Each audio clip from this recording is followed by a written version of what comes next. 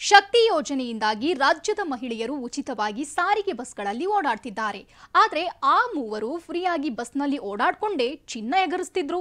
ಅವರೇ ಈಗ ಬಲೆಗೆ ಬಿದ್ದಿದ್ದಾರೆ.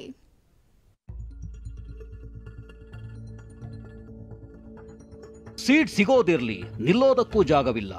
ಬಸ್ನ ಹತ್ತೋದಕ್ಕೂ ಎಲ್ಲರೂ ಸರ್ಕಸ್ ಮಾಡ್ತಿದ್ದಾರೆ. ಶಕ್ತಿ ಯೋಜನೆಯಿಂದ ಮಹಿಳೆಯರಿಗೆ ಸರ್ಕಾರಿ ಬಸ್ಗಳಲ್ಲಿ ಉಚಿತ ಪ್ರಯಾಣ ಭಾಗ್ಯ ಸಿಕ್ಕಿದ್ದು ಎಲ್ಲ ಬಸ್ಗಳು ತುಂಬಿ ತುಳುಕುತ್ತಿವೆ. ಆದರೆ ಹೀಗೆ ತುಂಬಿ ತುಳುಕುತ್ತಿದ್ದ ಬಸ್ಗಳನ್ನೇ ಟಾರ್ಗೆಟ್ ಮಾಡ್ತಾ ಕೈ ಚಳಕ ತೋರುತ್ತಿದ್ದ ಕಳ್ಳಿಯರು ಲಾಕ್ ಆಗಿದ್ದಾರೆ.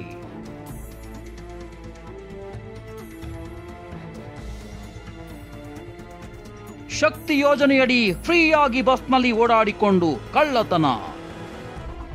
ಸಾರಿಗೆ ಬಸ್ನಲ್ಲೇ ಚಿನ್ನ ಕದಿಯುತ್ತಿದ್ದ ಮೂವರು ಚೋರಿಯರು ಲಾಕ್. ಮಳ್ಳಿಯರಂತೆ ನಿಂತಿರೋ ಈ ಮೂವರ ಹೆಸರು ಭಾಗ್ಯಶ್ರೀ, ಬುಡುಗುಬಾಯ್ ಹಾಗೂ ಅನುಬಾಯ್. ಕಲಬುರಗಿ ಮೂಲದ ಇವರ ಕೆಲಸ ಏನ್ ಗೊತ್ತಾ?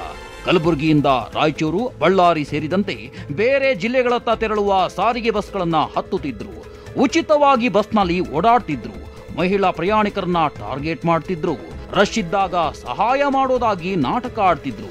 ಗಮನ ಬೇರೆಡೆ ಸೆಳೆದು ಓಲೆ, ಸರ, ವ್ಯಾನಿಟಿ ಬ್ಯಾಗ್ ಸೇರಿ ಬೆಲೆ ಬಾಳುವ ವಸ್ತುಗಳನ್ನ ಕದಿಯುತ್ತಿದ್ರು. ಬಳಿಕ ನೆಕ್ಸ್ಟ್ ಸ್ಟಾಪ್ನಲ್ಲಿ ಸೈಲೆಂಟ್ ಆಗಿ ಇಳಿದು ಎಸ್ಕೇಪ್ ಆಗಿದ್ರು. ಕುಬಾತ್ರ ಬಾಯ್ ಅಂತ, ಅನುಬಾಯ್ ಮತ್ತು ಭಾಗ್ಯಶ್ರೀ ಅಂತ ಇವರಿಷ್ಟು ಜನ ಮಂಗರವಾಡಿ ಅಂತ, ಸುಂದರನಗರ, ಕಲಬುರಗಿ ಈ ಭಾಗದವರು.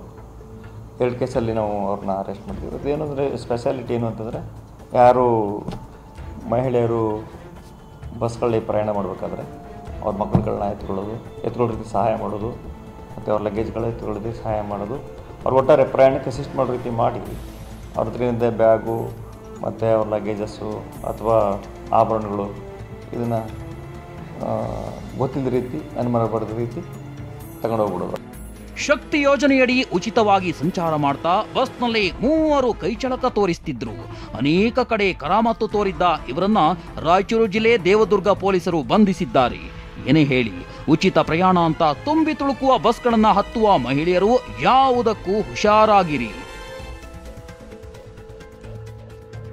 ಭೀಮೇಶ್ ಪೂಜಾರ್, TV9, ರಾಯಚೂರು.